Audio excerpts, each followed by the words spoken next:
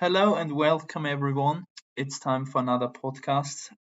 This time it's time for the Dutch Grand Prix, where we had a sprint weekend for Division 1 and a classic Grand Prix weekend for Divisions 2, 3, 4, 5, 6, and 7. Sandvoort once again on the calendar after last season, a bit earlier. This time it was round 9 before the break week, while it was, I think, around 17 in season 3. So this time it was right in the middle of the season, and with its own characteristics and basically using loads of fuel on that track. It was also very interesting considering the race pace. But yeah, Blade is with me once more. So I think we just head straight into our top division, which is Division 1. And in Division 1, Blade won not only qualifying really, but also the race itself after a tough sprint from P6. Hamdan in P2, Snipes in P3, ART Jet on his debut on P4 with the Suzuka in P5 and Schnatti in the Aston Martin in P6. Then Welsh Jack in P7, Beeford in P8 after leading most of the race, Exotic Blinds in P9 and Sam in P10. Looking at the championship, Ham has closed up to the gap, but Snipes still leads with 158 points, with Ham on 155, so only 3 points behind the championship leader in the Alpine. Then we've got the Welsh Jack on 124, Beeford on 118, Radius on 97, Blade on 62, Ghost on 44, Sora on 43 after sadly doing nothing once more, Jäg on 43 points as well, and Max Souza on 42 as reserve. In the team standings, Alpine obviously still lead the way with 282 points as they have the drivers in P1 and P3 of the championship, with Alfa Romeo on 198 points in P2, Mercedes on 159, Aston Martin on 136, Aston in P5 on 102, Red Bull on 99, McLaren moving up a position into P7 with 93 points, passing Shock Williams in P8 on 77 points and Ferrari on 75, while AlphaTauri continue the amazing streak of positive points and they're now on 10, so double digits really. Well, looks like it was quite an easy win at Sandville Blade, but I think it wasn't really the case, was it? No, not at all. It was a bit of a crazy race, really.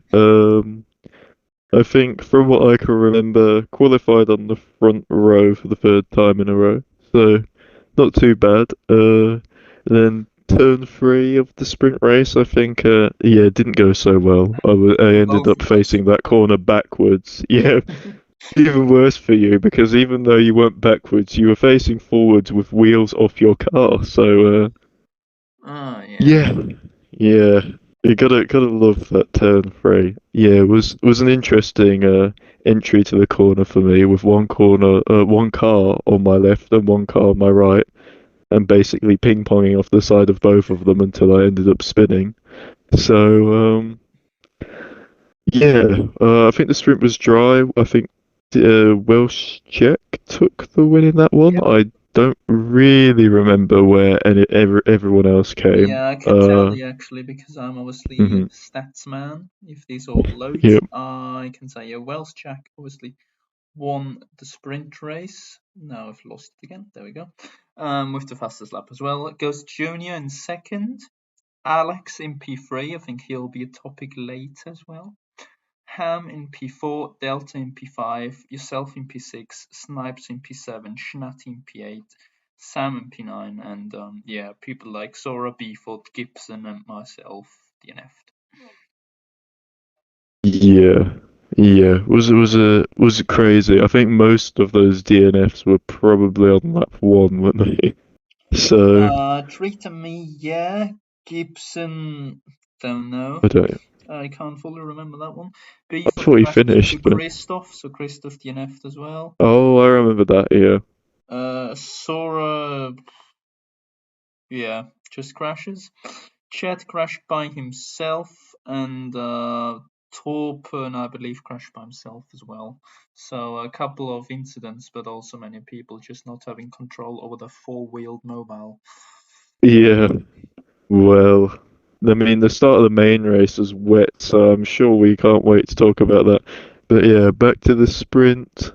Uh, on my side, I think obviously I ended up last after turn three of the runners that were still alive, let's say. Yeah, And yeah, I think because of there was a safety car thrown, of course, for the amount of crashes at turn three. A lot of people chose to pit. I think probably mainly for the softs. I was on the mediums along with a few others. Um, so it brought me pretty much back up to I think about P10. So didn't have to do too much for my comeback to sixth. Then as the race progressed, I think we had another safety car. yeah. I think there actually were Yeah, two more after that. was there two in the sprint? Oh, that's Yeah, not the greatest 12 laps I've ever seen. I yeah. don't Well, even remember it. But yeah. I mean, looking at that, Ham went from P11 to P4, Delta from P16 to P5. Yeah. Well, yeah, some good recoveries though. Yeah, like you say.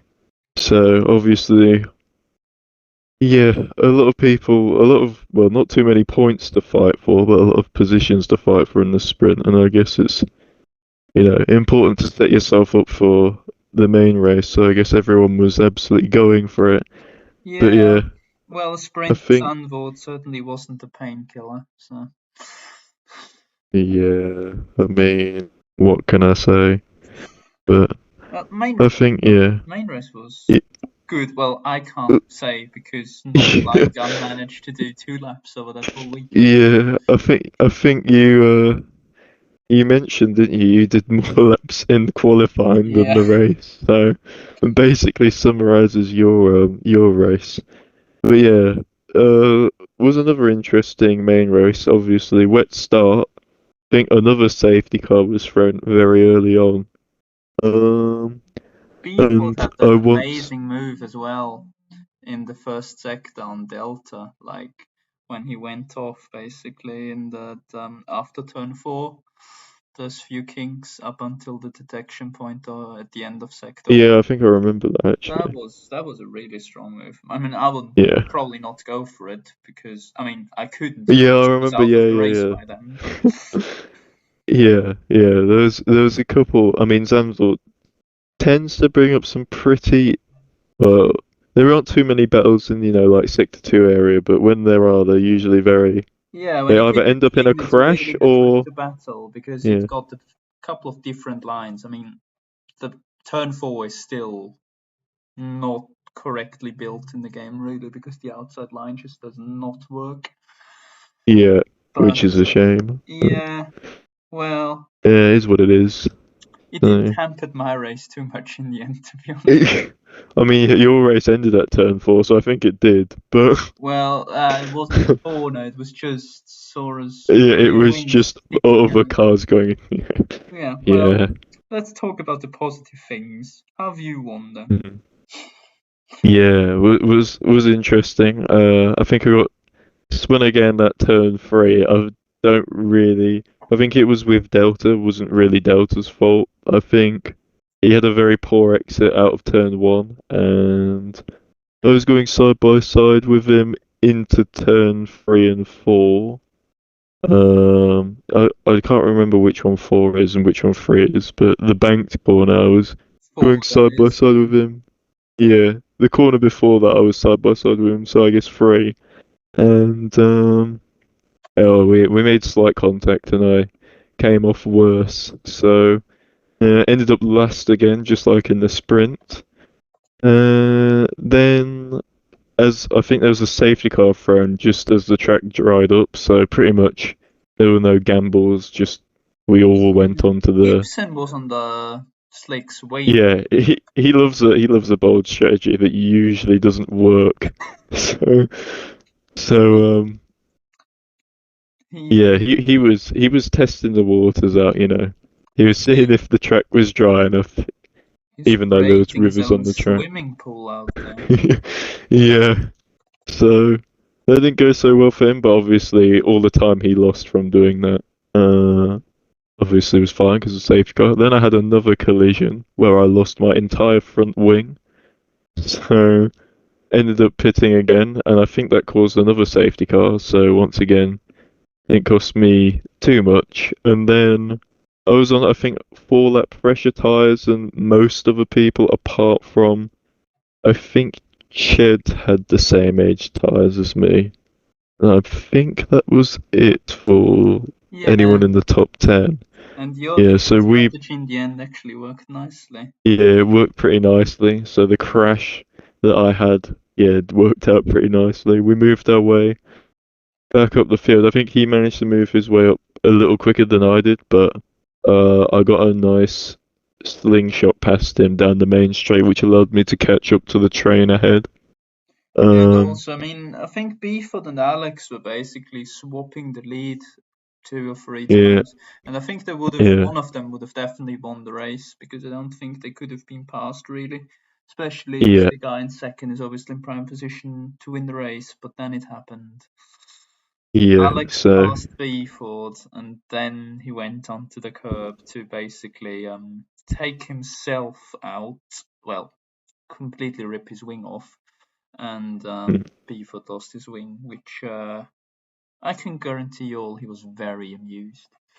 Uh, yeah, but he that was very opened the happy. door really, because I think then it was Ham, Snipes, and yourself, and Yeah, I think, yeah, you got them basically on the VC yeah, on the restart. VSC, yeah, yeah, yeah, yeah. Was a I good think as well. caught them napping a little bit. I think who was it? It was Treat, I think, or whatever his name is, and Snipes. I think what one of them passed the other Oh and had yeah, to it's give the true. It position was only back. them two. I Yeah, thought it was Ham and Snipes. No, it was Snipes and yes, Trade. yeah. I think yeah that he had to. One of them had to give the position back to the other because they went too early. So I got past them both, which put me into fourth, and then obviously Alex and Beefwood crashed, which I mean, it was a pretty strange crash from Alex. It's like he looked away from his screen for a second, went all over the curb and spun. So Yeah, pretty unlucky. unlucky for Beefwood there. And then obviously with my fresher tyres, I was able to overtake Ham. Well, it was a lot more difficult than it should have been because one time I completely messed up into the chicane in the final sector, so I couldn't pass him. And then I got an illegal overtake because someone retired in the pit lane the second time. So the third time managed to get past him, and then because of my fresher tyres, just had a lot more pace, could save all my ERS, and just burned it on the last lap and took the win. Mm. Yeah, quite easy. Yeah, yeah. We've So only we've talked 30 minutes, but it's just nothing happened uh, really. yeah, not much at all. Yeah, So well, first win of the season, championship hunt is there. mhm, Ham closed in on Snipes, which is good, I guess. mhm, mhm. Then we know Indeed. that Jack and Beeford, well, I said, didn't have the best races. What we fully Oh agree yeah, is that yeah, Welsh Jack has literally been taken out by Beeford, which was a racing incident. But yeah, yeah. That was a shame for Jack because he up until the point where obviously the collision happened, which, like you said, was it was at turn three again. Quite a racing incident, really. Just I don't think Welsh Jack saw B Ford on yeah, the the inside corner's not and made a ideal as collision. well. But yeah, Yeah, so he was looking good to win that race. I think also Ghost was up there as well, but Ghost seems to Ghost's always be in a lag good was position and then was retires. laggy. Now Ghost was laggy. I saw that from Spectator. Yeah, yeah. I And think then he uh, lagged off track and sent himself into a wall. So I don't know whether this yeah. was a skill issue or his Wi-Fi just decided to commit suicide in Okay. his car. It's either his skill issue or his Wi-Fi skill issue, I think. So, you know, but Well, yeah, big names in the championship, obviously, and they all had very mixed races apart from. Snipes and Ham, who they pretty much just kept it clean and ended up on the podium, both of them. So, Yeah. uh, Well, what do you yeah, say to that actually? I was just going through the game positions, everything again, and you've won a race, you finished second once, and you finished fourth once. You've lost a position in all the races added together. yeah. Huge Well, improvement to be made. what what can I say? I'm definitely going to improve that by at least one in Japan. So I'll be equal again, I'm sure.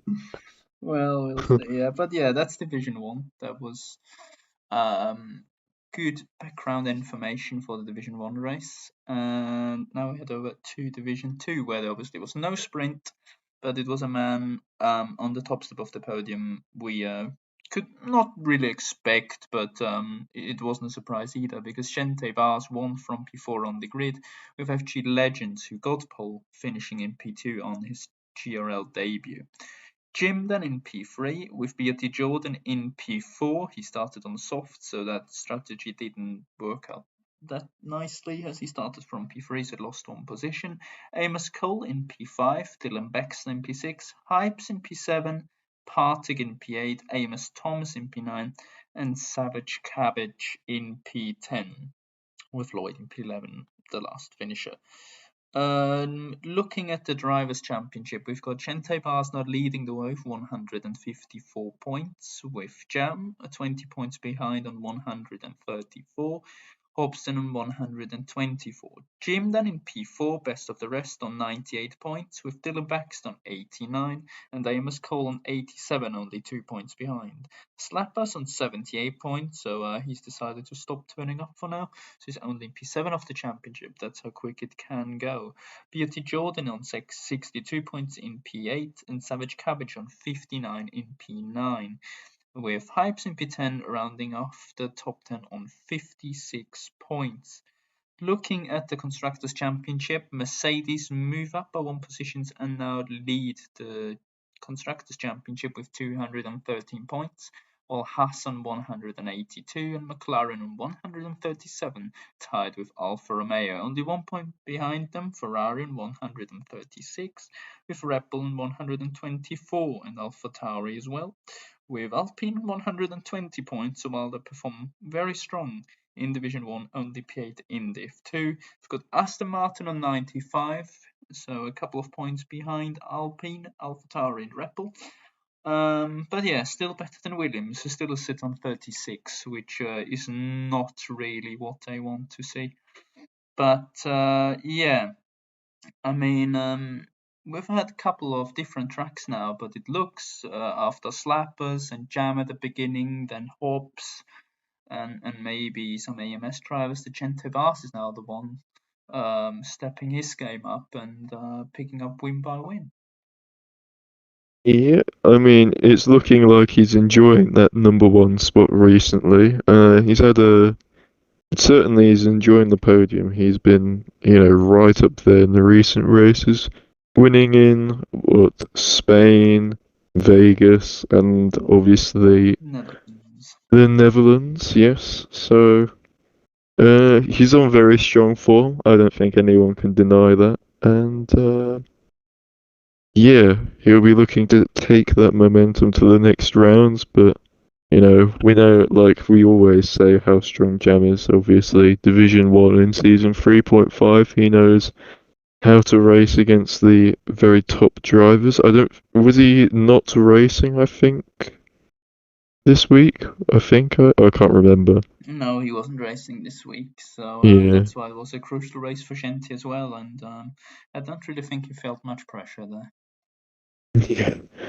Maybe he had less pressure without Jam around, so yeah, he definitely took advantage, and obviously because of that, takes the lead of the championship and has a nice 20-point buffer which he'll take into Japan after the season break. Yeah, that's definitely crucial to have at least a buffer to manage a little bit, and you don't have to go full push mode all the way, even though that's probably what he's gonna do. But yeah, also in the Constructors' Championships, it's very close, like from P3 down to P8, especially in the midfield. As we said, it can all change. quite drastically within one bad or good race for a team. But yeah, I wouldn't say Jam has really lost momentum, but he obviously isn't on that top form yet. That's why he's in Division 2 this season. But do you think if Gent and Mercedes in general, like Gente and Dylan, use that momentum, they can get themselves a big advantage in both of the championships? Because it looks like Mercedes is a very strong driver pairing in Division 2 as well. Yeah, I think they can do. Obviously, well, they weren't leading the round before in China, I believe, Yeah. but Haas scored 0 points in Division 2 this weekend. So that's obviously hurt them a lot. And I think I'd argue that Genta Bars and Dylan Baxter are probably the strongest lineup in Division 2. So, yeah, I think definitely they'll use that to their advantage, if possible. I don't know how well Dylan and Gentabars get along, but I think I don't think it's they'll be fine from taking what each I've other seen. out. It's not like let's work together, but it's also not like I'm gonna push you off because I want to beat you. So Yeah, I think it's just score as many points as possible for the team, but also let's race. So I think that's a good attitude from yeah. both of them. Mhm. And well, I think as long as he's got the 60 points advantage over him, Shanti won't. It won't matter that much to him. So, Yeah, but obviously, if I it would agree. get closer, that would be not that good for his attitude towards his teammate, I would assume. But yeah, we'll see. It's going to be tough, anyways, for Dylan to gain that points disadvantage down. But yeah, I think the neutral spectator is happy when Jam and Hobbs even managed to close it down. So, but Yeah. yeah, I mean, also looking at the constructors from the midfield teams, like McLaren have got Chobo and Jordan, then we've got Alfa Romeo with Hobbs and Thomas, Ferrari with Lloyd and Cole. I mean, that's not bad driver pairings, but is it maybe just difference that Mercedes have got Gente who can consistently fight for wins, and Dylan probably as well, at least podiums. Dylan hasn't won yet, but at least picked up some podiums. While Ferrari have got with Cole someone who I would say can get a podium from time to time. Same with Lloyd if he doesn't block someone in qualifying. Then we've got Alfa Romeo. Thomas has not really performed. Hobbs is struggling recently as well. It's just a bit of bad form for the others, really, isn't it? Because also for McLaren, I would say Jobbo is around the P7 driver, something around there. While Jordan can also fight for podiums, but I think he might struggle for consistency as well. Yeah, I think the main thing is, I think in this championship so far that Gentabars and Dylan Baxter, I'm pretty sure, attend most races and seem like they're pretty committed to the championship. Whereas, you know, uh, for example, Jam hasn't made obviously this race. I don't know how whether he's made all the others or missed another one as well. But and I don't know who Jam's teammate is, but um, yeah, it Jam, seems just like. Oh, go on. let me have a look. Jam's team is Drastic Blaze right now. So both of Drastic them race in Blaze. SLR in the league, but yeah, he's Hmm. not got many points. If I look down the order, Drastic Blaze, where is he in this I see him massive? 30 points Oh, is he in also? 18th. Yeah, 18, 30 points. Well, he's behind Codename Delta. I mean, that's not a great sign. Well, I mean, it's still a couple of drivers really have got decent points. Drastic's got 30, which is not too bad after entering only a couple races in. Chobo 43, Thomas 47, Lloyd 48, Partik 51. I mean, that's not. They're outside of the top 10, so I reckon they could probably help the team out. I mean, Partik it's difficult because AlphaTauri is a bit further down the order, but yeah, I think it's you were correct there. Mercedes attend most races, and as soon as they don't suddenly drop off, their form, it will be Yeah, difficult for the others and to they keep have them two up. of probably the best drivers in the division as well. So when you have that combination, it's going to be tough to beat. Yeah, exactly. Maybe they can bowl each other out of the way a little bit, which would certainly help everyone out. But yeah, that was Division 2. So over. Mercedes and bowling in, well, 2 races time hungry. Never heard of it. Well, let's hope there's no Red Bull in the way.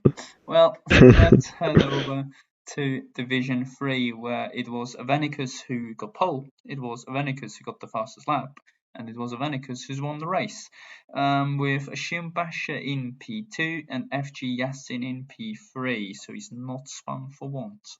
Luca B in P4 and on his return to GRL, with Kuroki in P5, Dom in P6, Heated in P7, Lawn in P8, some Pikachu in P9, and Boosted RB in P10, with other points finishes in Apex, Micello, Rexy, Boschian, and AJ Nolan.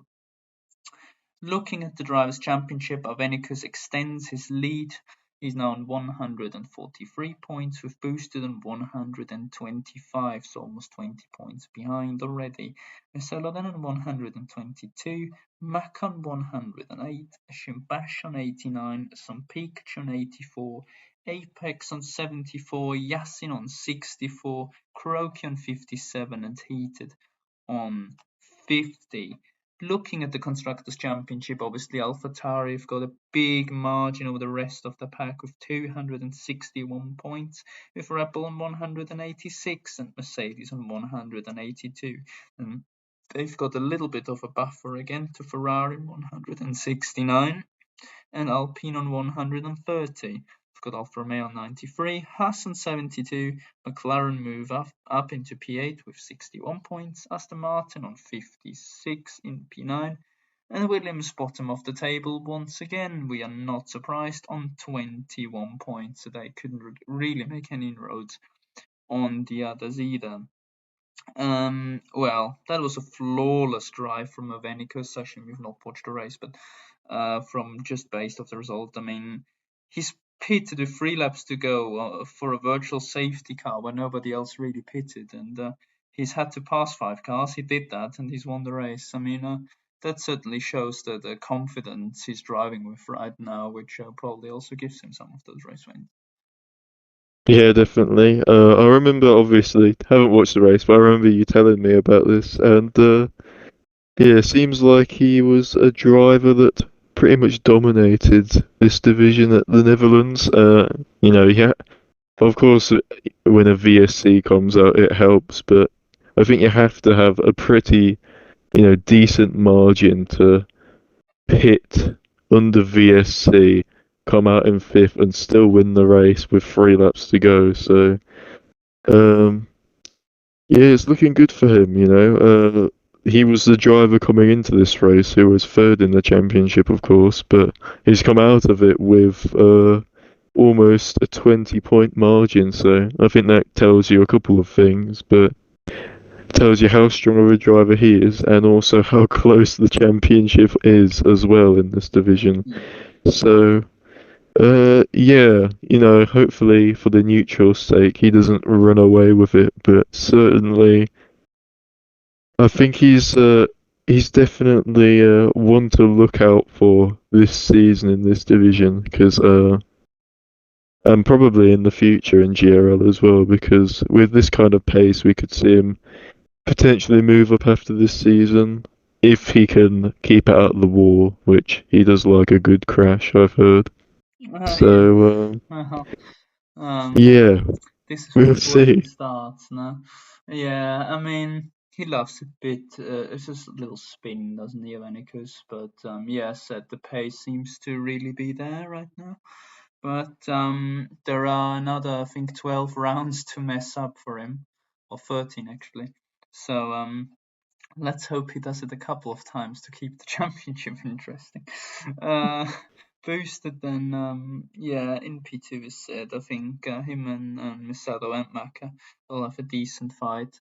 So, yeah, I can't wait for that. And obviously, it would be ideal for the championship if they catch up to Venicus, so he obviously has to go through some tough races as well, as I'm sure the others have as well. What Boosted has, Marcel also didn't have the cleanest of runs. Well, Ashim Basha this time had a decent race. But yeah, we said it last week. I mean, AlphaTauri seemed to have it under control for now. I mean, I think it got a little bit closer because Boosted had a bad race as well. But yeah, I think Red Bull and Mercedes need to certainly step the game up. Also, Mercedes with Lawn and whoever the other driver is, I should know, Maka, yeah, sorry, to really gain that margin back. I mean, what happened to Maka? He was leading with some margin, and now he's in P4 with almost 40 points back. I mean, that hurts as a driver, doesn't it? Yeah, I think I don't think he's turned up, which doesn't really help. So In, yeah, I think he only really has himself to blame then, which yeah, maybe he's just gonna turn up and win all the races again, you know. Maybe that's his plan. I don't know, but I certainly wouldn't be taking my chances with someone like a Venicus in my division. So yeah. we'll see how that strategy turns out for him. Yeah, definitely. I mean, and we haven't come up for it for like over a week now. But I mean, I'm not saying that Haas, McLaren, or Aston are having a decent run of form, but what Williams are doing is below any level at this point. We've completed 9 rounds, 21 points. They've not even got a race win under their belt points wise. I mean, FG Wheat and Untied Stone are not bad drivers, but they've got to change something in their driving styles because that Williams is getting to 2019 or 2020 levels at this point. Yeah, I mean it's crazy. I'm looking at the standings earlier on in the season, and at one point they were second, 1 point off the lead, and yeah, because of I suppose some interesting tactics by their drivers, they are now on less points than they were when in the second round. So Wow. yeah, that's not really ideal, is it? I'll just put it this way. At least it's not minus 50 points like AlphaTauri in Division 1.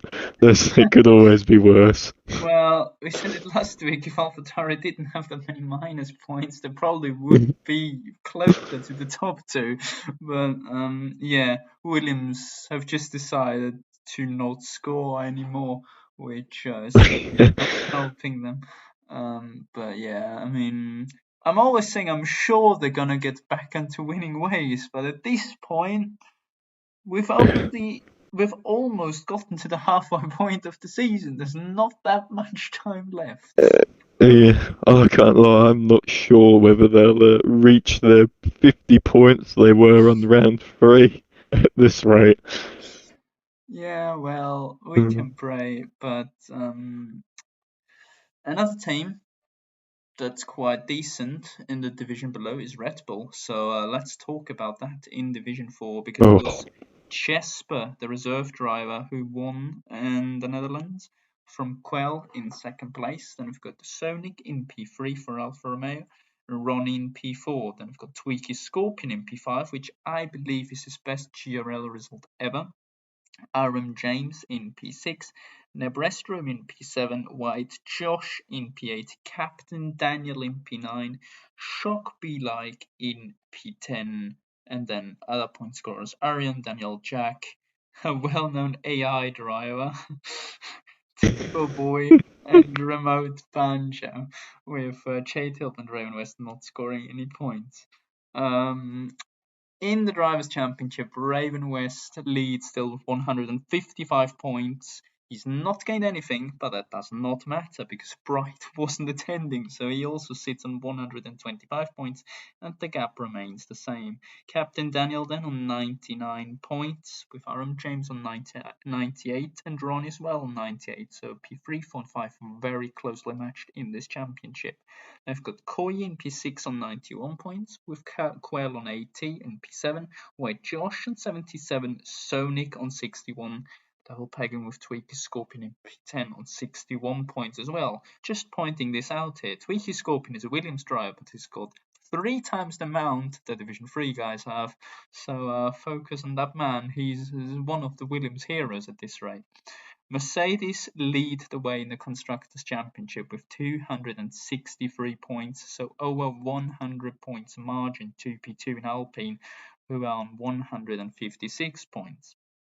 Alfa Romeo on in P3 with 148 points and Red Bull on 114 before passing AlphaTauri here now on 111 points. So this 1-2 has certainly gained Red Bull some momentum. If you look at those, they're now more than 20 points ahead of AlphaTauri. McLaren in P6 on 105 points. Williams moving up the table on 96 points now into P7.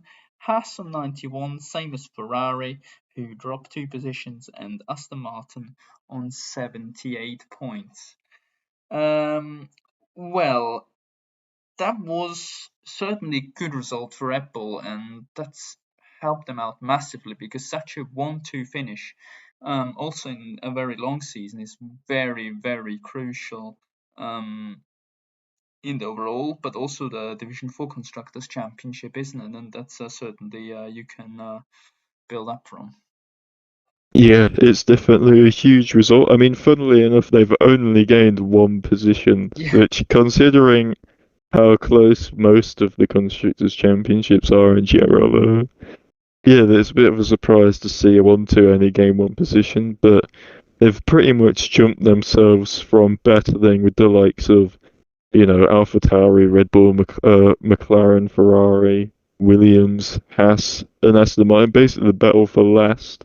They've basically now moved themselves to the battle for P2, which, I mean, didn't look very realistic even, at China. So it certainly helped them out a lot. And yeah, if they do manage to, avoid getting back in that bottom group, or even if they get P2, I think we can look back on this race as the turning point for them. Yeah, certainly. I mean, Red Bull and Sandvold seems just to work, also in real life. But as we talked about the constructors, it seems to be the trend this season that it's all very, very close, but just the gap between the top two is around 100 points. Because we've got it in Division 1, Mercedes in Division 2 are now trying to get a gap. In Division 3, it's AlphaTauri. In Division 4, it's Mercedes. So it's certainly very interesting that there always seems to be one team that stands out. Well, another reserve I think we need to talk about. It's not Jesper who's actually won the race, but it's Arion in P11. He's got the fastest lap of the race. He's almost got pole position, even he qualified second. He's leading the whole race. Then he has a slight spin. Finish is still P4, but the crucial thing is reset to track, which puts him 20 seconds back post penalties.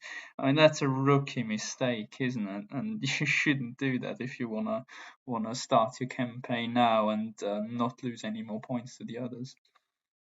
Yeah. Well, by the sounds of it, he was doing a pretty good job Yeah. up until the point that he crashed. And, well, I think we've seen this a lot, really. Once you've crashed in a race, it isn't really ideal, is it? It's definitely not the quickest way to complete the race.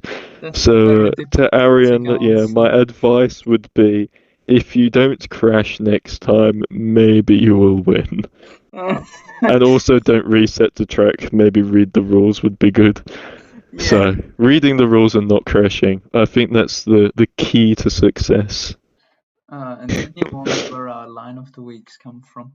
Well, as said previously, Mercedes also had a great result. RM James in P6 and the good old AI driver in P13, so he was doing bits for them.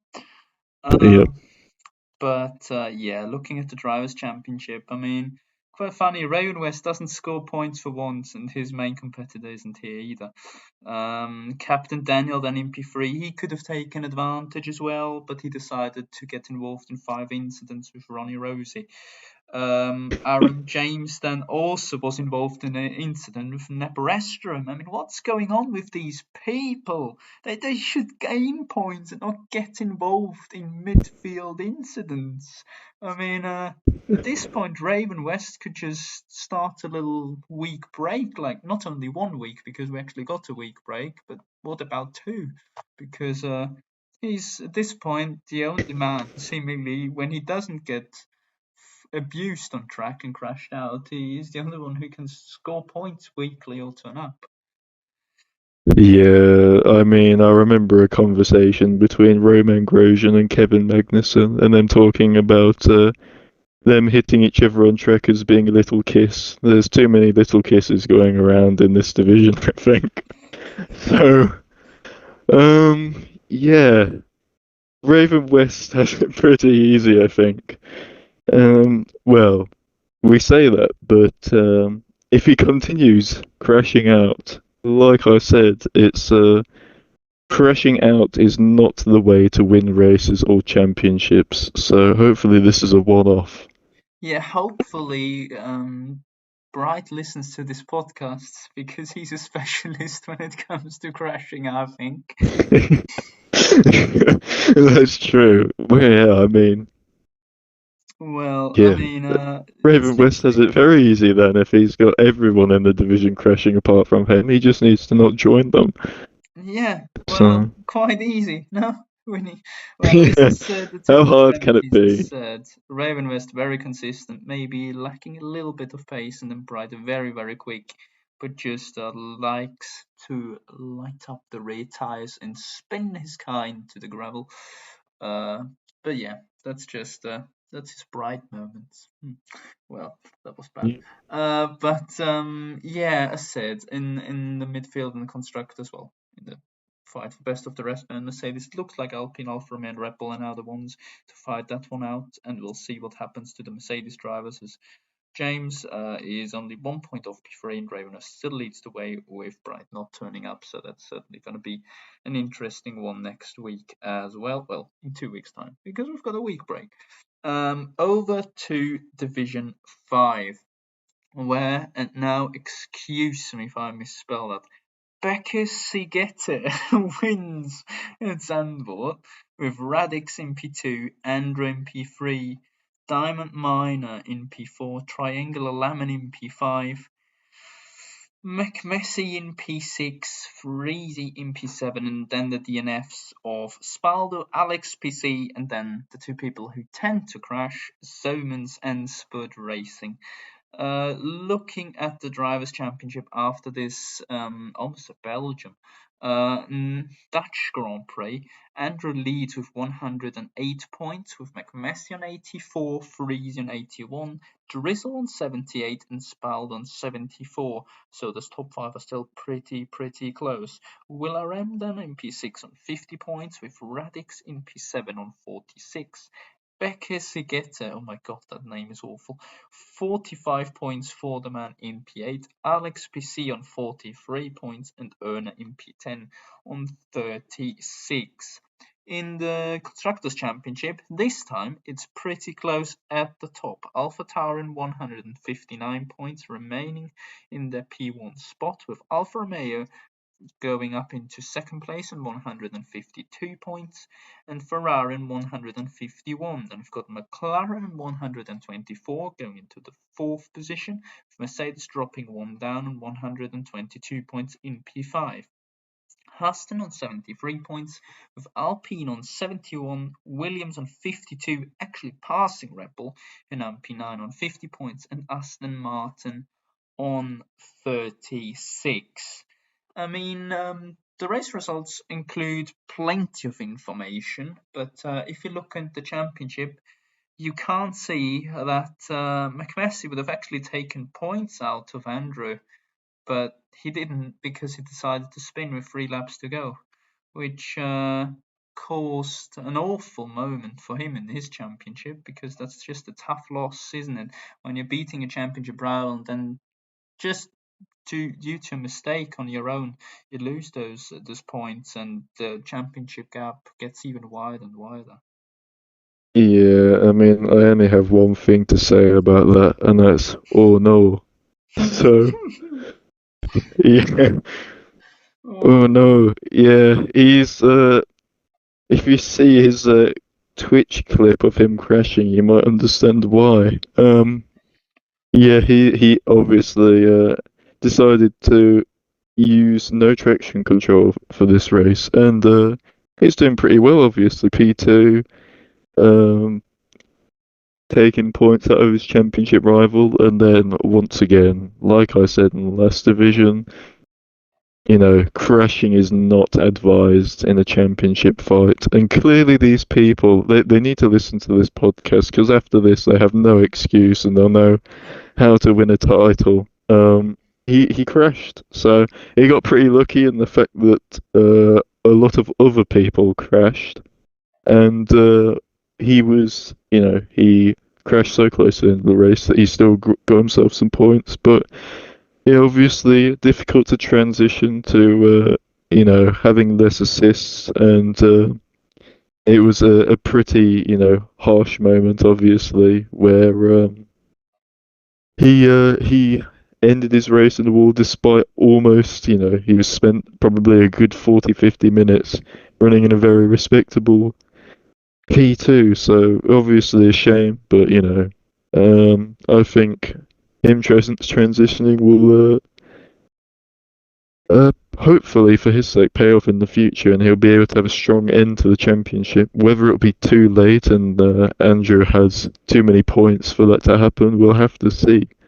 Um, yeah, but definitely. I mean, it's just unlucky with turning that assist, the traction control off, which usually makes people quicker.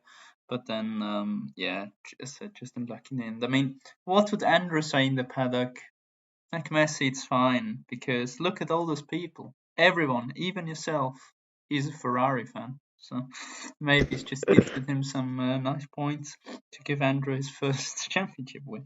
But we're far yeah, off that, obviously.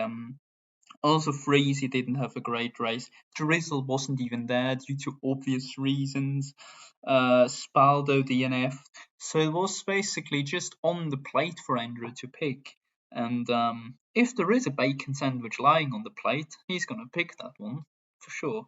And he did. Well, looking at the constructors though, this time we've got a real battle going on there.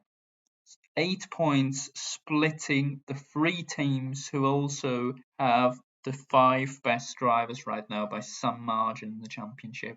I mean, this is just beautiful, because at some point, if it stays like this for any longer, like 5 to 8 rounds ideally, this is gonna change to dynamite, isn't it? yeah. I mean, it only took until Division 5 to have a close Constructors' Championship, but here we are at Division 5, and yeah, it is a tasty bacon sandwich championship that we have here.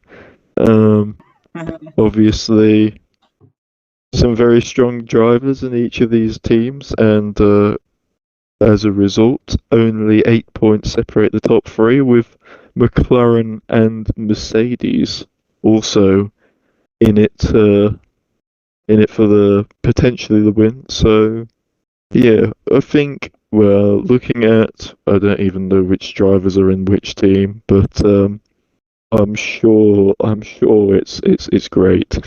Well, we don't know which drives on which team, but we know that Messi was in the wall, that's for sure. Yeah. Oh no. Yeah, well, but we can't finish division off before we've actually talked about the race winner. I mean, let me try once more. Becker Sigete has won his first GRL race for McLaren. I mean, that's obviously some achievement. Also, Radix, I think, has had his best GRL finish in P2. Started in P10 as well. I mean, but Becky started P5, won the race. I mean, obviously there are no streams, so we don't have that much footage or telemetry to see what actually happened in the race. But nevertheless, I think Andrew McMessy, no matter how long he was in the race, I mean, Becky was still leading. It was he had to have a good performance, and he obviously did. And I think it's good to see that from time to time we've got new winners as well to just move up the table as well. He's now P8 in the championship with 45 points, and I think that's especially what this division needs, doesn't it? To just have people pushing forwards to make the division competitive more week by week. Yeah, indeed. Obviously a strong driver and a great achievement, almost as big of an achievement as pronouncing his name correctly. So, Well, yeah. nice say. I feel like I remember his name being like Patrick, so I'm just gonna call him that instead of whatever his other name is. Yeah, he's been doing a good job. He's been turning up, and I yeah, like you that say, is so potentially, smart. Why don't I call him Patrick? I know that this Discord is Patrick. Instead of yeah, that, I pronounce that like the spaghetti, most spaghetti or whatever. yeah, spaghetti. There, spaghetti Yeah, yeah, McLaren. Yeah, that's we can Division call him Five. Patrick Spaghetti. Patrick Spaghetti. Yeah, okay, good, sorted, nice. But yeah, he's been doing well, hasn't he, recently? And if he continues turning up, maybe he can sneak his way into the championship fight as well. Because, like I say, I think I've mentioned this quite a few times. Obviously, the points in this division, I don't know, were changed, weren't they? And well, that means that the championship is very close. Only Andrew's only got 100 points, whereas, in other divisions like Snipes and Gentibars and, Avenicus and Raven West all are on about 150. So it's definitely easier, to catch up to the top guys in this division than it is the others. And I think also, and it's not just the division changing, it's just that like you can see how evenly the points are spread out. I think I always mention this, but that's because it's just so impressive. Yeah, Uh, it's I all very mean, close.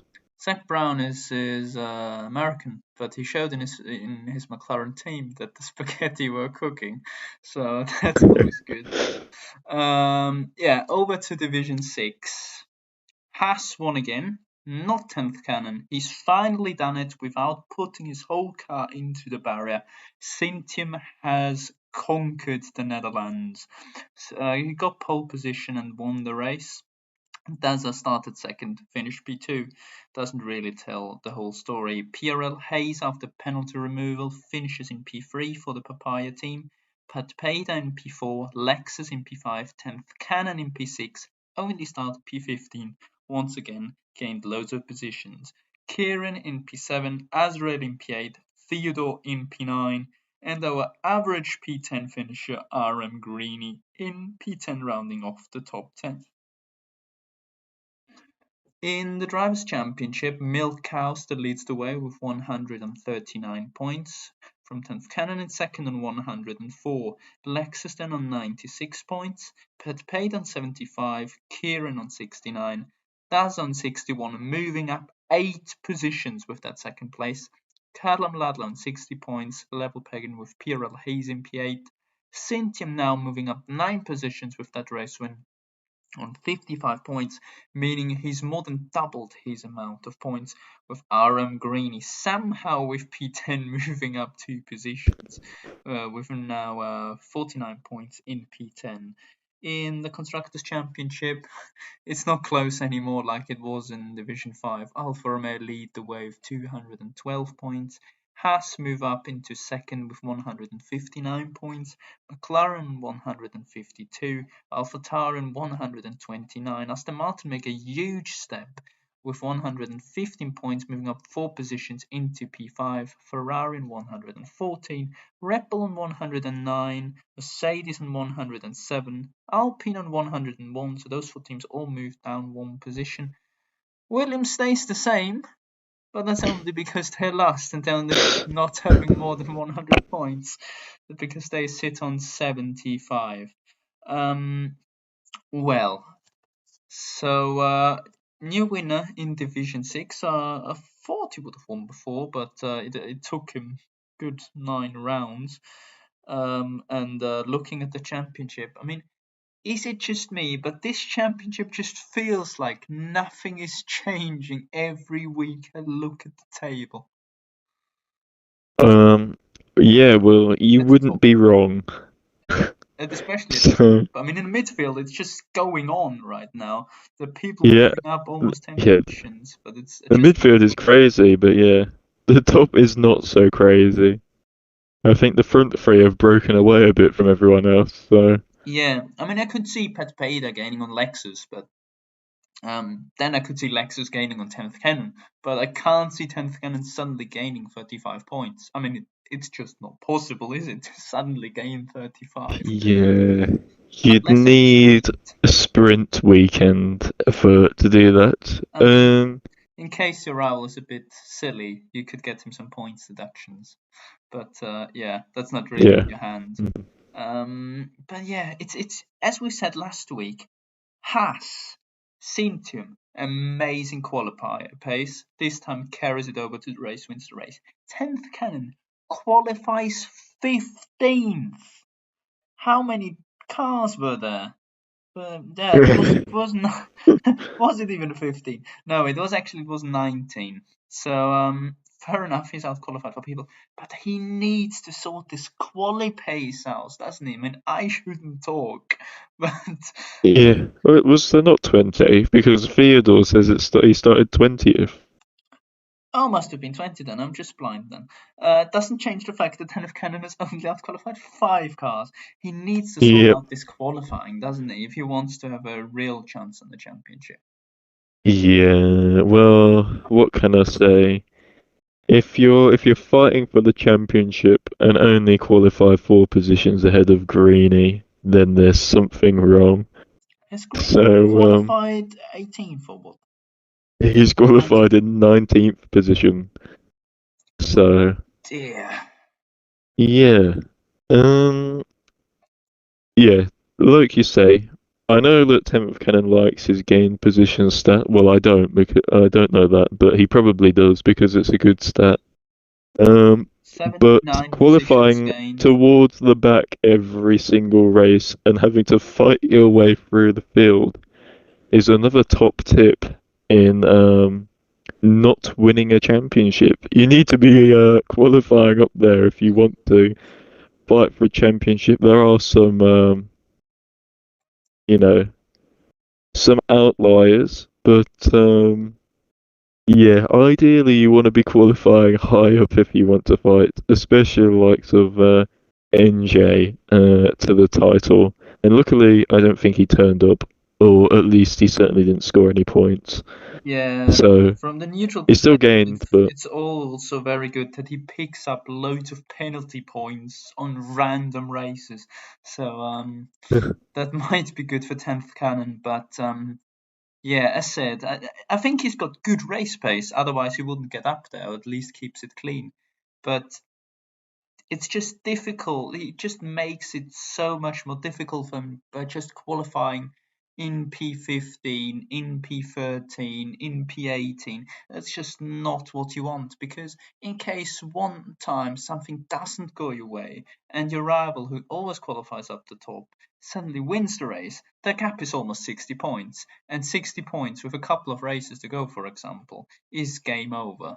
So I think Haas need to work something out. You never know. Maybe Sintium has now found his foot and he's suddenly gaining on them.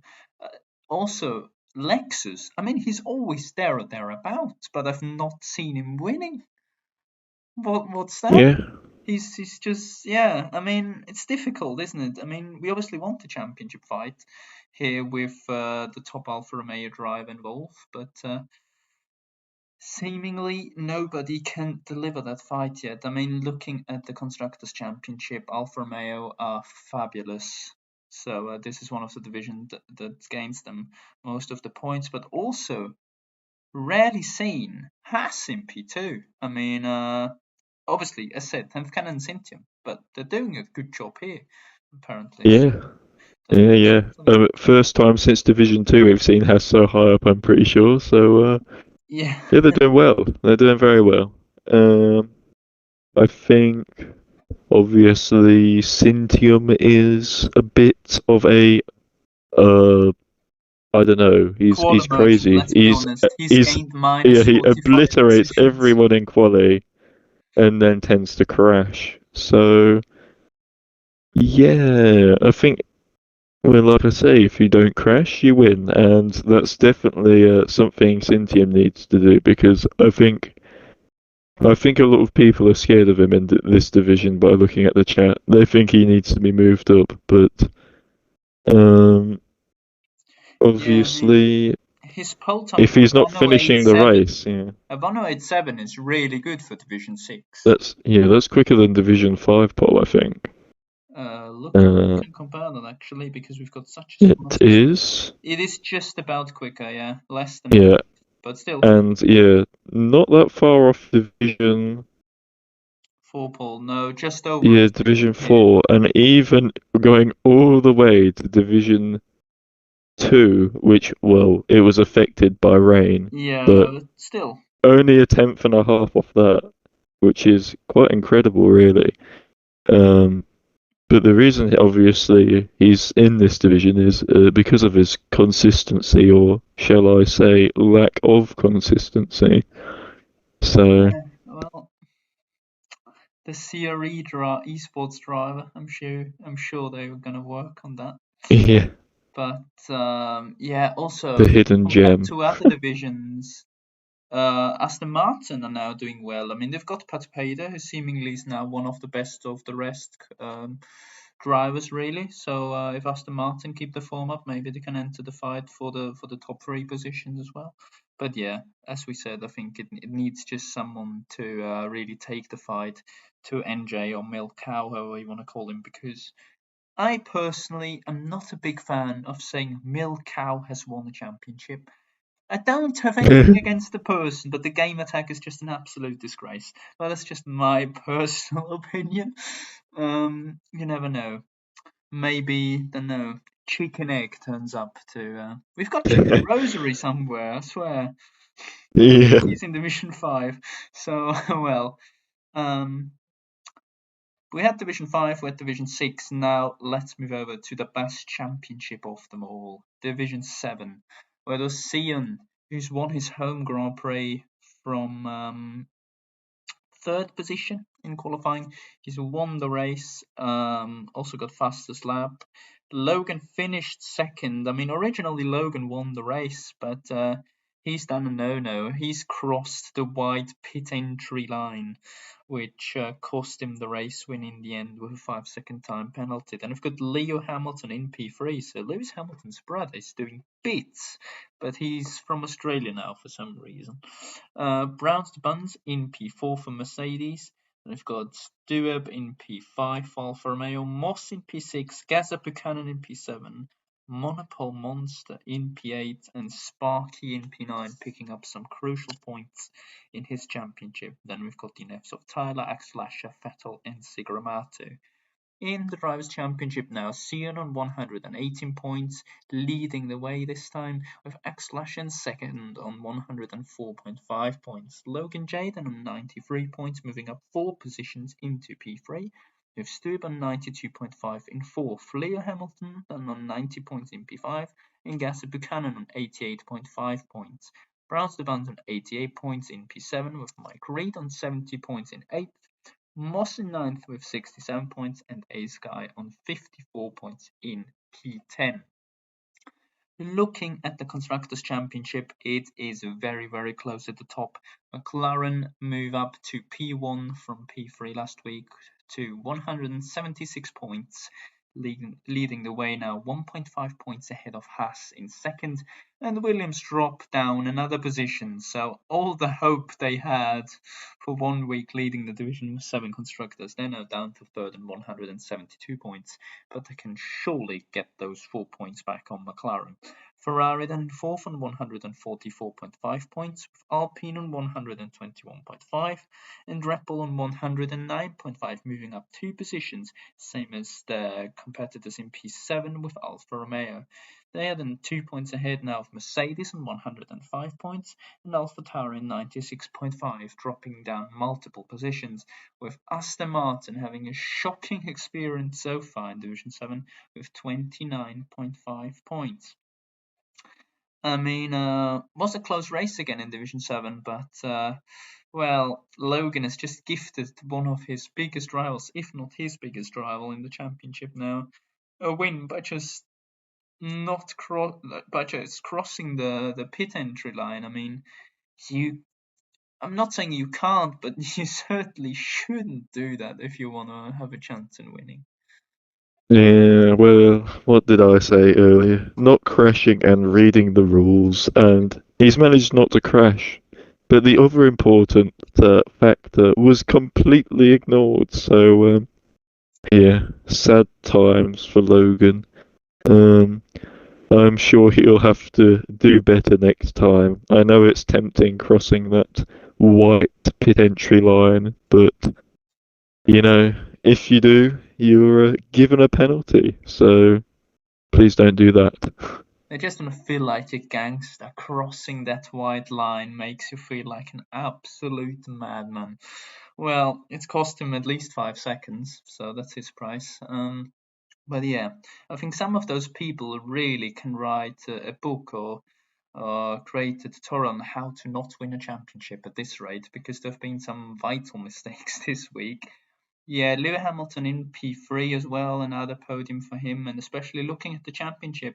Now Browns, the Buns, Gaza, Leo Hamilton closing up. It's really forming up to be one of the best championship fights we've seen in GRL ever, doesn't it? And it's probably the best championship fight so far this season for sure. Yeah, definitely one of them. I'd put a couple others up there as well. I think Division 3, obviously. Or is it Division 3? They're looking really good. Yeah. Division 1, of course, always exciting. Division 1 seems to be. And I'm sure there's another one I'm completely forgetting. Division 5, not too bad either. But yeah, Yeah. I think this is it the closest gap? No, probably not. Not between Second first to and Division second, One. but certainly Yeah, between the top 7. yeah, between the top seven. Yeah, there's a lot of different players and factors in this division. So yeah, it will be an interesting one. I'm sure. Obviously, Division 7 is a division like no other, so we can get some surprise results, shock wins. You don't even necessarily have to win all the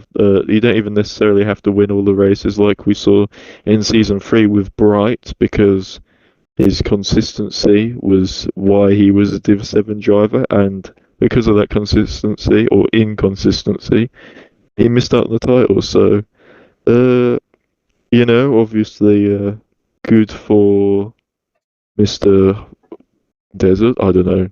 Uh, Yeah, yeah. Good job from him to win his home race, but um, obviously was a bit of a close call with Logan making a little bit of a careless error, shall we say, and Leo Hamilton once again taking uh, taking tips from his brother, uh, obviously all the way from Australia. So yeah, it's shaping up to be a good one, this one, and really, you know, like you say, pretty much first to seventh are all in the fight. So, and yeah, that is unlike any other division in GRL at the moment.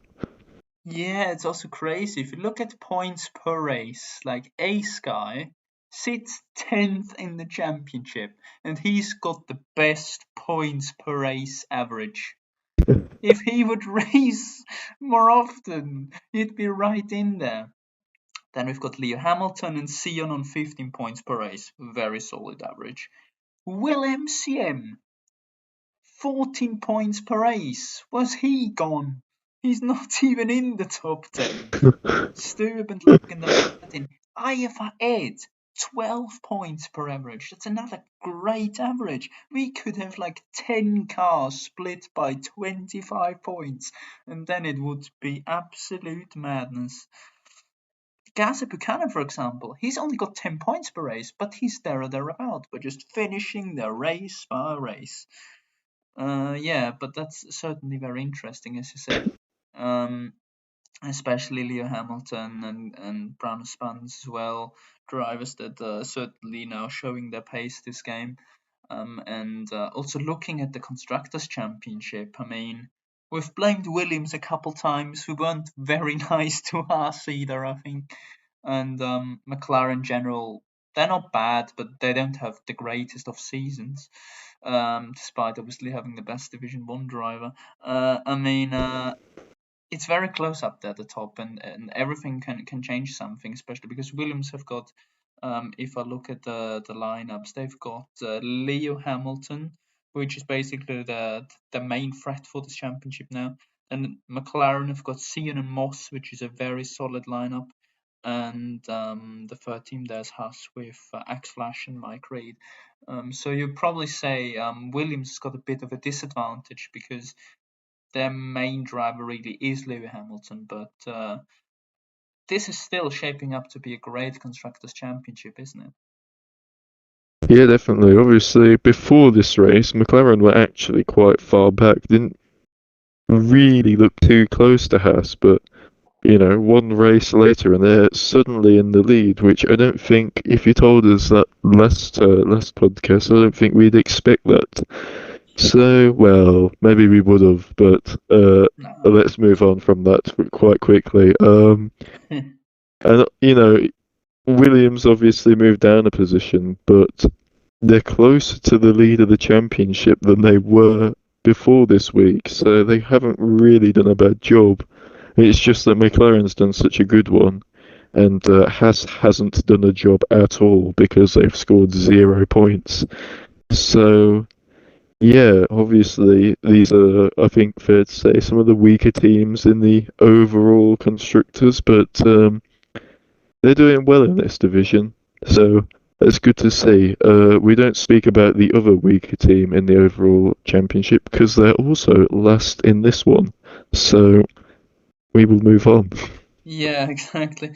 Actually, what I completely forgot, of course, Williams got another decent driver. Ace Guy, he's a Williams driver. The highest points average, and he's done about 3 races. Yeah, I well, also remember he had some interesting tactics in Austria. oh, So he did. Yeah, well, he was certainly having an interesting reign. He's gained positions on +16, which is solid, but yeah, it would help if he would turn up more often. I mean, he's done 3 races, won one of them, got 1 pole, got 2 podiums, could do fastest laps, was driver of the day twice. I mean, yeah, turning up more often would certainly positively affect his and his team's championship. But yeah, that's Division 7. There also was no Formula 2 this week. So, looking at the overall Drivers' Championship, first of all, Snipes still leads the whole league with 158 points from Venicus and 157, Draven Westonham and 155. So up there, it's very close. I myself on P6 with 152 points, which is obviously not at all affected by Formula 2 points. So, but yeah, that's only the drivers overall, which is not that interesting. What we really are interested in is the overall Formula One Team Constructors Championship. And here it is, Mercedes still leading the way with 1,229 points. Alfa Romeo on 1,153. Alpine on 976.5. AlphaTauri 949.5, Hassan 896.5, Ferrari 893.5, McLaren 873, Red Bull in P8 with 849.5, and then we've got a huge gap to ninth in Aston Martin, 640.5 points, and Williams on 608 points. I mean, there doesn't seem to be too much of a position change, and we knew that Williams and Aston Martin won't be suddenly fighting for the top, but there is a point where they are literally now over 200 points off P8. Yeah.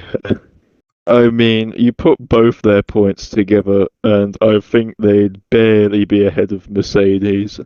So, yeah, not. I mean, I don't know what they think, but personally, I'd like to be winning, not coming last. So I know someone has to do it, but yeah, clearly they're not putting too much effort in. So, Yeah, you can turn yeah, around the table, then you're leading. yeah. Reverse grid, you know. So, but yeah, I mean, they're doing pretty appalling. They're 200 points behind Red Bull. I think general rule of thumb we figured out was roughly 120 points is pretty good per weekend. Um, Yeah, yeah, yeah, basically. these guys are far from 120 points. I think you Yeah, need at least 100 to be doing okay, and yeah. they're not even hitting that. So, Williams have scored 58 points, and Aston Martin 53. So look, Williams have gained on Aston Martin. They're fighting. They're really well, gaining. yeah, Five I mean they points. gained on them last time as well, but Yeah. you At the know, end of the season, they might be there. yeah. I mean, clearly they're in a bit of a, the F 1.5 as most people call them. Really, they're not battling anyone other than each other. So. Yeah, well, it's more Formula Regional down there. But Well, especially, I don't think it would make much of a difference if you confine them to a region like they could only race in Asia, because they're scoring so few points anyways. It wouldn't make much difference. oh dear. But But yeah, looking at the points the teams have gained, I mean, Mercedes have gained less than 100 points this week, so they've certainly not had the best of yeah, weekends. Yeah, there you see what happens when I can't finish my races because I yeah, score so many points. Yeah. Alfa Romeo have scored 129, I think, so very yeah, strong by the slightly better than average. Yeah, yeah, that's good. basically. That's a good result. Well, I don't think 120 is average. That's a good result. So Yeah, 129 is very I good. think Yeah, 100 to 100. Yeah, 100 is probably average to yeah. 105 or 10.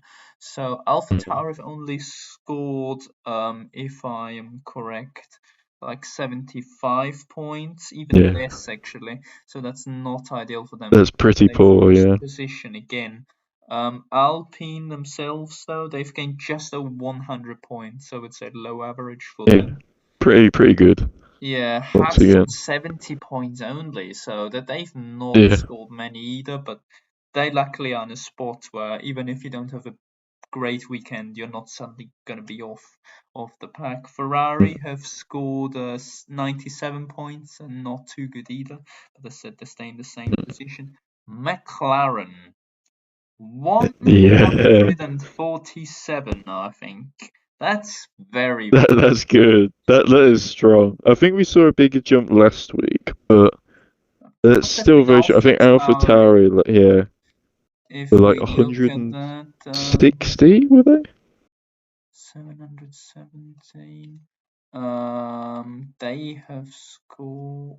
No, that was 90. Wait, that wasn't this. Can't both be No, with me. it was at China, I believe. Oh yeah. Oh, what? They scored a huge amount there, What but has happened that they can't have scored 300 points? There's something wrong. I mean, I don't think that's right. From what I can see, they've scored. think, yeah, 160 points exactly Yeah, because I just have here, at because China. the one I'm looking at, because I've got 354.5 and then suddenly 627 points. Well, I mean, yeah, I that's good. mean, did we suddenly have an eighth division full of AlphaTauris one week? Perhaps we did. Yeah, So, yeah, that's the 170-ish. Yeah, that a bit more. Yeah, yeah, I don't know what's happening so, up there then. yeah, Well, yeah. it should be correct, but well, if so, that would explain why AlphaTauri were always ninth and now they're suddenly up there. Well, Yeah. I'm gonna double check that, but I doubt anything is wrong. I can't see the issue with someone suddenly gaining 50 points in a week. Uh, well, um, off topic. Red Bull though they've scored 130 points, so that's also very strong. Obviously down to the Division 4 1-2 finish. Yeah, and Aston Martin and Williams, not much to say really. At this point, they got to be Yeah, happy to finish ahead of the best Formula 2 constructor. But yeah, yeah. yeah, I agree. I mean the So, championship is getting closer for P1. Like Alfa Romeo is gaining on Mercedes most weeks, so that's good for the yeah, championship. But it ideally would need the people, like the teams behind, to gain as well, wouldn't it? yeah. I mean, a certain someone will not be saying "oh no" anymore, so Hmm. he'll be happy. Yeah. Well, I think it will be interesting. Certainly, I don't really think we've had a proper overall constructors battle for a while. Certainly Yeah, not. last season was Alpine up top and others there or thereabout, but there wasn't Yeah, I really think someone gaining. was at Williams. We I think once got first position, but it wasn't really a battle. We took it one week, and then I think they had it for the rest of the Yeah, and then season. Alpine, I think, had the So best weekend. yeah. So obviously more points to play for in this one. So slightly higher points averages, even though the same amount of divisions. But yeah, I think from what we can see, rule of thumb, score roughly 100 points, and that's probably about average. So, um, yeah, we'll see how it goes. Obviously, Mercedes, I think, Mercedes still have done well this weekend, but it's not as good as Alfa Romeo, who've been gaining a lot, and no one's quite beating AlphaTauri's 300 points in one Yeah, I've just weekend. figured out what So, happened there. There's just been one of them of the standings has been posted on the 12th of August and the other one on the 24th. So that's actually 2 weeks. So that would explain why they've suddenly scored 350 points because there's just been okay, okay. we've Well, they just must have had two pretty good weeks then. yeah, true. That's Alpha It's, Tower seemed to have the odd very strong weekend. Well, this week yeah, wasn't that week, but yep, indeed. So, yeah, I think even though it's only two teams up top, which is not really an issue, is it? Because there's so many divisions, hmm. but obviously want more. But the battle from like P3 in Alpine down to maybe even Red Bull in P8 is really really close.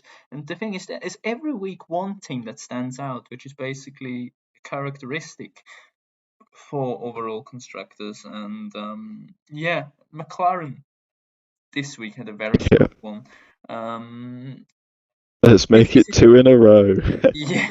Well, it's Next, probably hard next. to tell, but do you reckon there's looking at just the rosters of the teams, there's a favorite to at least one of them being up there with the other two, or do you reckon it's quite balanced? What you mean as in particular drivers in? Teams like from Alpine down to to Red Bull, actually. You reckon there's any team that's actually got the potential to gain those 200 points up there to Alpha and Mercedes? Or do you reckon it's going to Yeah, be quite tough to gain that much? I mean, It's hard to say. I think Alpha and Mercedes are up there for a reason. I think they've particularly Mercedes. I don't know too much about Alpha, but I know Mercedes have a pretty strong, you know, pairings in every single division. I don't think they're certainly not bottom of any division. I don't think Alfa Romeo are either, We're but not they've talking got a about lot bottom. of There's no need to abuse Aston Martin or Williams anymore. yeah. P8, Uh, P8. yeah, PA is last pretty much. I think that's the biggest abuse he could have given really, but yeah, I don't know. I'm trying to think. Like I say, Mercedes and Alfa Romeo have strong lineups pretty much across the divisions. Whereas these other teams seem to have one standout division, like for example Alpine in Division 1 seem very strong, of course. AlphaTauri in Division 3 are incredibly strong. Yeah. Haas have two strong divisions in, I think it's 6 and 2? I'm not entirely sure. I don't even know about Ferrari. I don't remember them being strong in any division. Same with Yeah. McLaren and Yeah, true. Red Yeah, Bull as well. Ferrari are nowhere really good. They've got Andrew in the Division 5, but in Division 2, they're mid-pack really with Lloyd and Cole. In Division 1, they're basically non-existent. In Division 3, Yeah. they've got Yasin, and that must be a good driver. I can't even name them. Uh, yeah, they've got Yasin and another Ferrari driver. Yeah, Uh, we are checking. yeah, we are indeed. Yeah, overall, it doesn't seem like Ferrari's got that strong of a lineup, but yeah, they're Yeah, just they're still in it, aren't they? But yeah, same as yeah, Haas. I wouldn't say Haas have got a very, very strong roster. I think they've got like Division 7, they're doing nicely. Then they've got another midfield division. I mean, they've obviously got Freeze in Division 5. In Division, I think they're very good in the bottom divisions because they've got the championship contender in yeah, Division 5. They can win the constructors basically in Division 7, also in Division 6 mhm, because they've got Centium and 10th Cannon. So it's like Aston Martin last season, where they were just non existent in the top divisions, but they were just yeah. everything in the lower ones. I think Alfa Romeo is kind of similar to that ish. I know, Yeah, obviously in Division One they're strong, yeah. uh, Not in Div but in the 2, lower divisions, not so in the yeah, you're correct. Yeah, in the top division yeah. and in the So really bottom ones, which is seems to become a trend because that basically was how Aston Martin did beat Williams last season. I mean, Aston yeah, Martin could beat Williams again this season, but not for P2. yeah.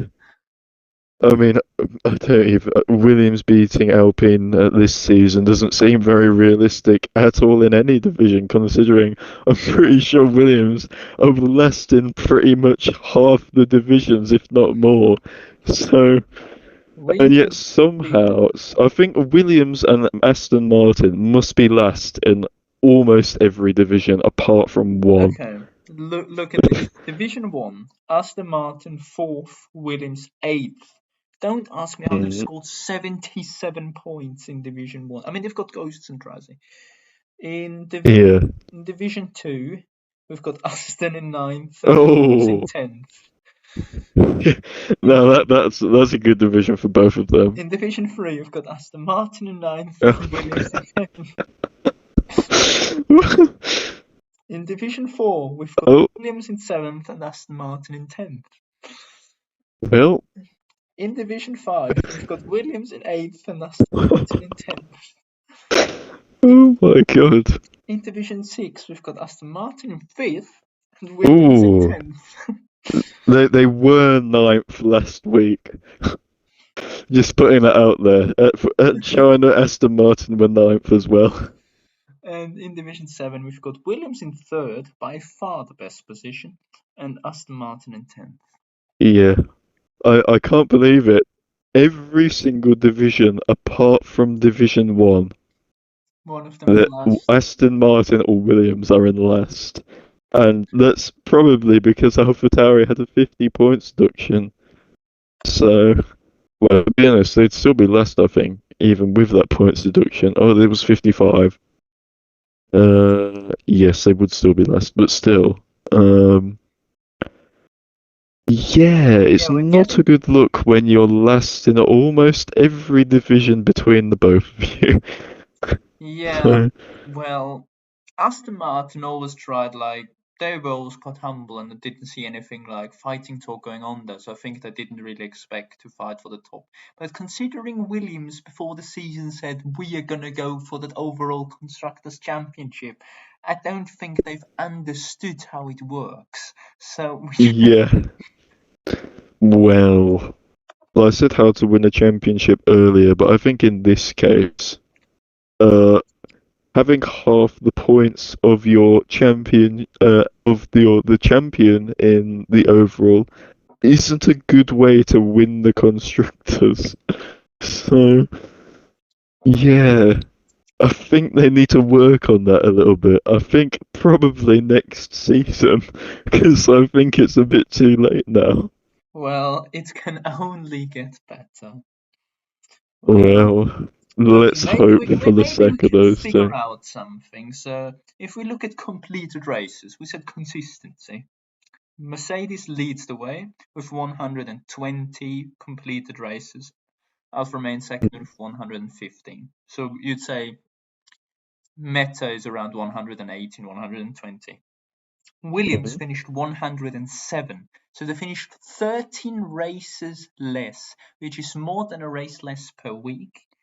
Aston Yep. Martin finished with 101 races, 19 Oh dear. races less than Mercedes. So that means they've basically finished more than They're two almost races an less. entire Yeah, season behind. yeah, they're one division behind because Yeah. they've done two races less per week than Mercedes. Like finished Yeah. one. Yikes. That is not ideal. They are, with six divisions basically. They're lucky if they get 100 points. It's almost impossible. Yeah. It's tough times down at Aston Martin and Williams. Race wins, they're bottom as well. Williams 3 race wins, Aston Martin 2. At the top, Haas and Alfa Romeo got 11. They have three. Okay. Aston's got 2. No, don't get too That excited. they've got two. Oh god. I wonder who they were, to be honest. I got to Podiums. find. Oh, 10th here we Aston go. Martin, 9 podiums. They've got 9 podiums! 9 podiums across 7 divisions in like what, 10 races? 9 races? Well, if you've got consistent drivers who finish like 5th, 6th, that's fine. Williams got 12. Okay, so just keep in mind, Aston Martin's got 9 podiums. Alfa Romeo, Alpine got 25. Wow. Alpha Tauri and Mercedes got 24. So the top 4 teams have 24 plus podiums, which funnily enough, that's the 4 teams who lead the overall constructors. Wonder why that would be. Apparently scoring points and Yeah. podiums helps. Yeah. Who would have thought? They are even last in the fastest laps. Oh god. How many fastest laps then? Aston Martin got 3, Williams got Three. 2. Oh god. Williams got 2, and now the sad thing comes up. ART got 3 fastest laps. That's Well, so an F2 with less races, and with pretty much one driver the whole season, has had more fastest laps than what? How many people per team? 14 per team in yeah. 9 races. Okay, and That's now it. to just finish this off on the peak performance. Mm. DNFs. Mercedes 19. Mm. Williams Yeah. 47.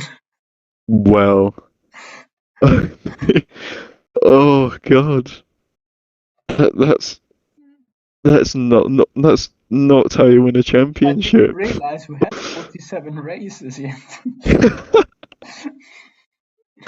Oh god. Yeah. That must mean they must have DNF like from more Yeah. races Oh my than god, we will not believe. Oh they my. finished. Wait, when did we switch? We finished after Monza, which was according to the calendar. Let me have a look on my. Yeah, out. Oh my god. Oh my god.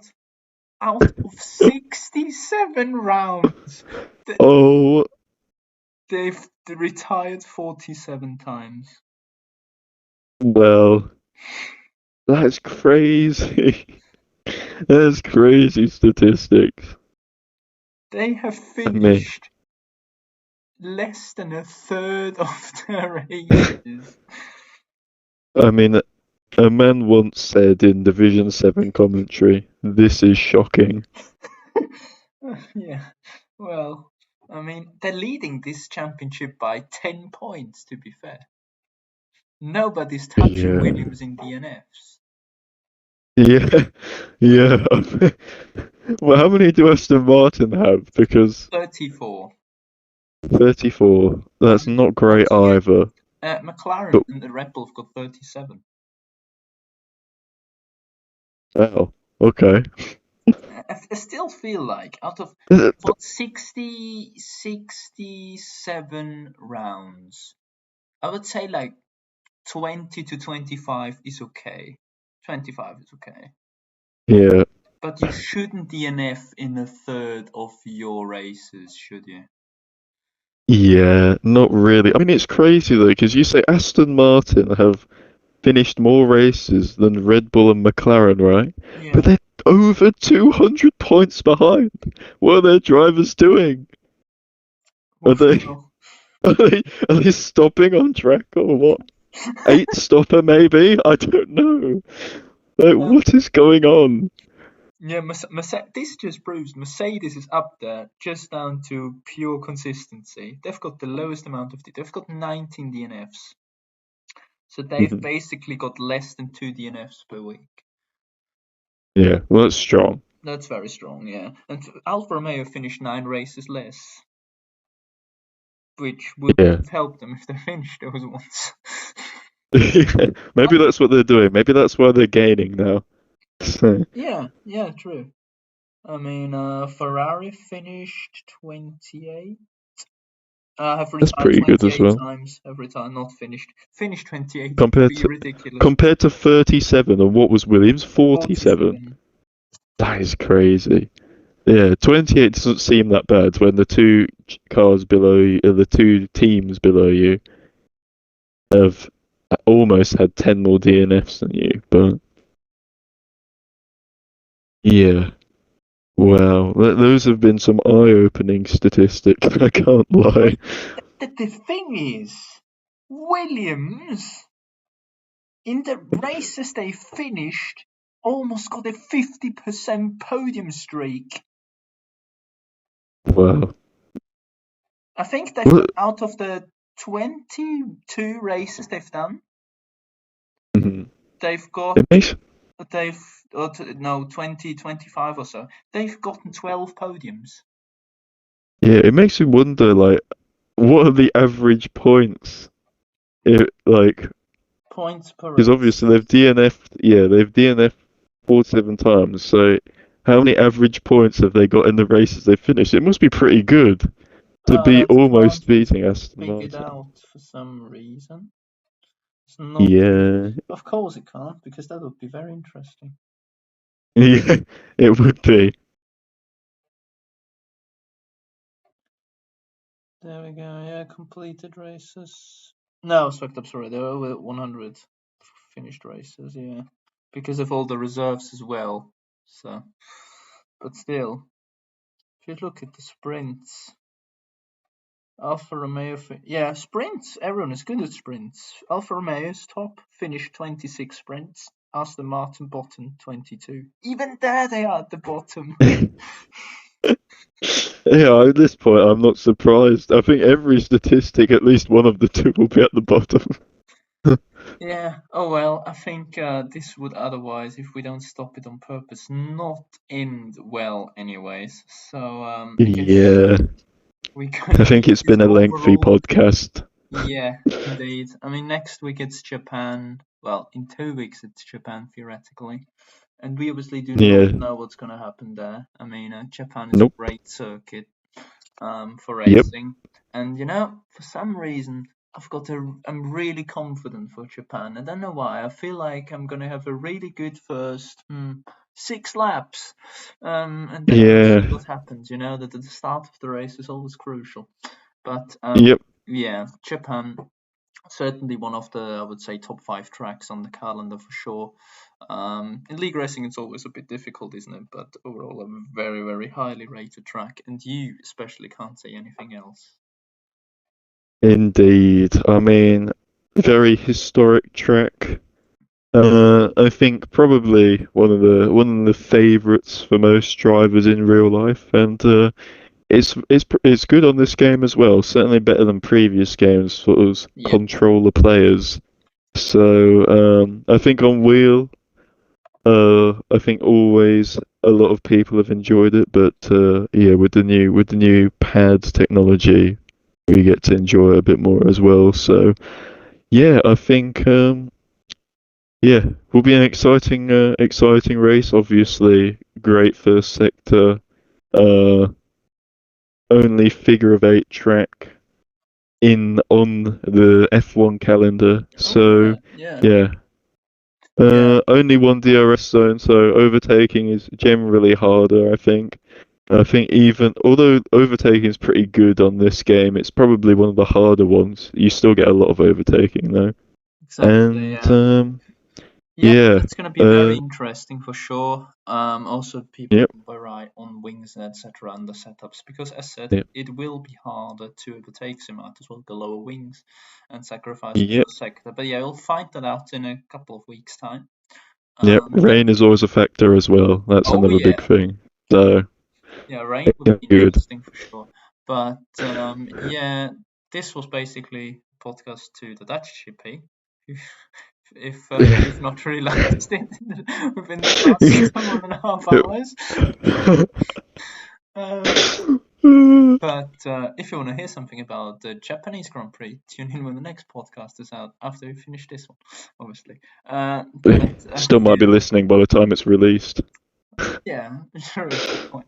Well, yeah, as said, this was another podcast from GRL, from me and Blade. And yeah, we hope to see you next time out when GRL returns.